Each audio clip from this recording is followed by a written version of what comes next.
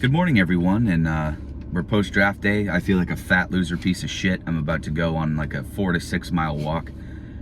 Too much food yesterday. Lost control, but that's besides the fact. What a great day. Great walkouts, great effort. Besides Connor. Connor, you have a whole year to prepare one. Just get something together, man, please. But yeah, great day yesterday. Drinks were had, food was eaten. A lot of people were drafted. Let's jump into our 727 Fantasy League post-draft rankings. I didn't look at projections. I didn't look at your projected points for the week. This is all just based off of football knowledge here. I've been doing a ton of research for the draft. This is just who I wouldn't want to play. If I saw this team on the schedule, this is who I wouldn't want to play. So take that in consideration. Love me or hate me. I'm going to give you my honest feedback here, and maybe you prove me wrong. I'm going to make some friends. Going to make some enemies. So here you go. Week one, I'm going to try to shorten this. I already tried to do this once. It was taking way too long. So number one, I have Connor LePack. Connor is a boomer bust team. He's got Lamar Jackson, Christian McCaffrey, Dalvin Cook, Cooper Kupp, Amari Cooper, George Kittle, Michael Pittman as a flex.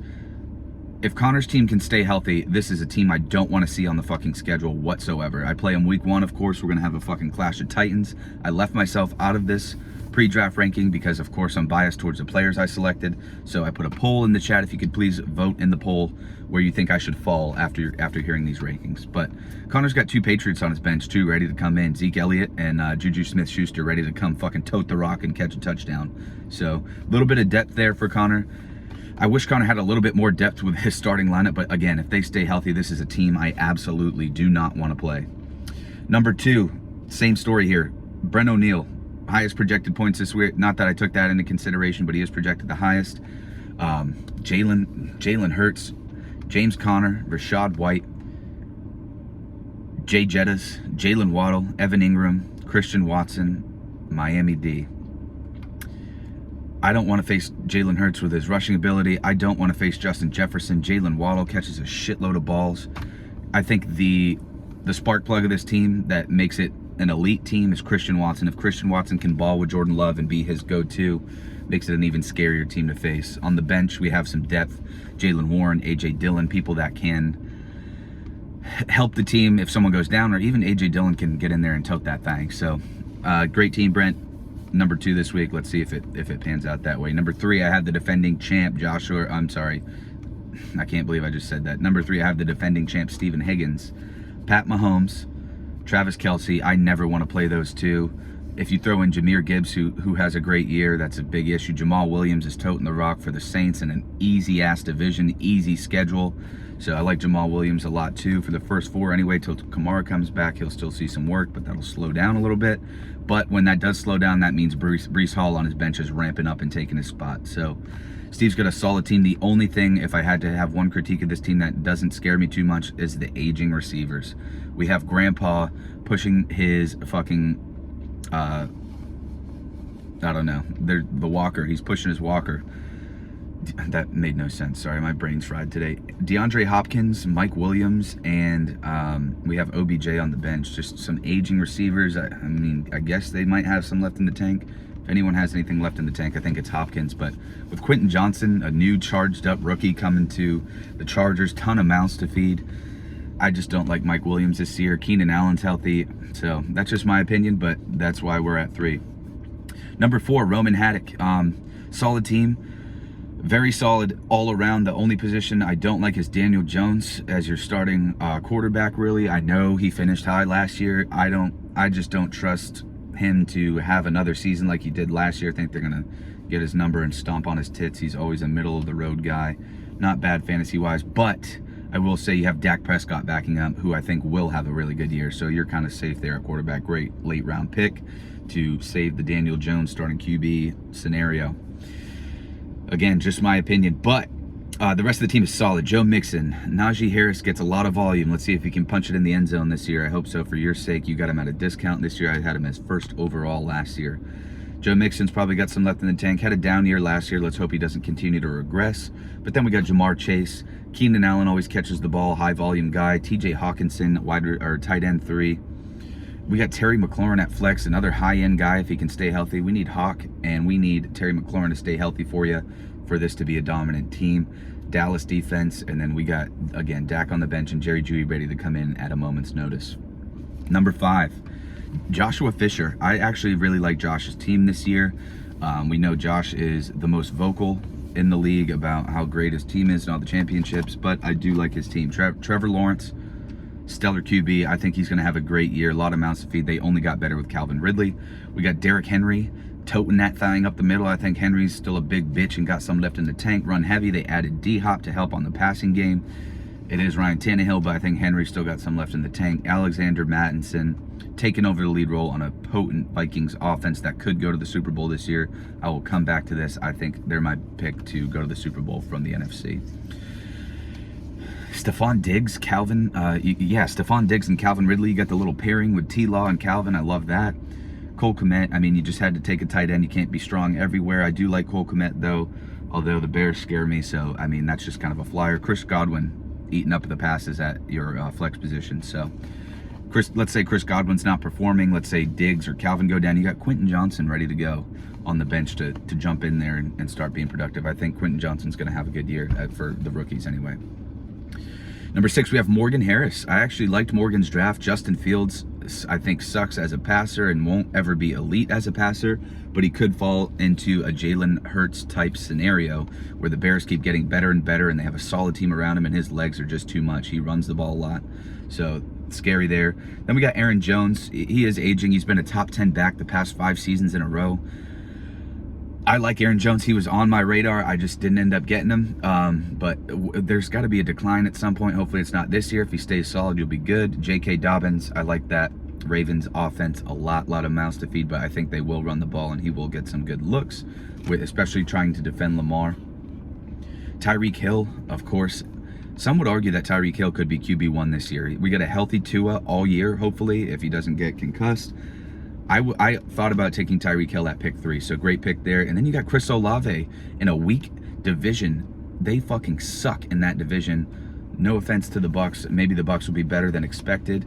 Maybe Carolina will be better than expected. But Chris Olave is going to be eating up passes from Derek Carr. He's going to be his go-to guy. I love Chris Olave as wide receiver too.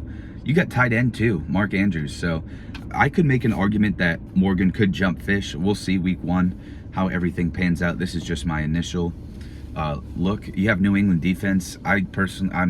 We all know New England's the buzzsaw D to me. New England defense has the hardest schedule in the NFL by far this year. I wouldn't feel comfortable starting them, although I think they have a great defense. It's tough, man. How much can they be on the field with Mac Jones getting 3 and outs, you know? Bench, Jonathan Mingo, fantastic pick. He's going to be wide receiver 1 potentially in Carolina for the rookie.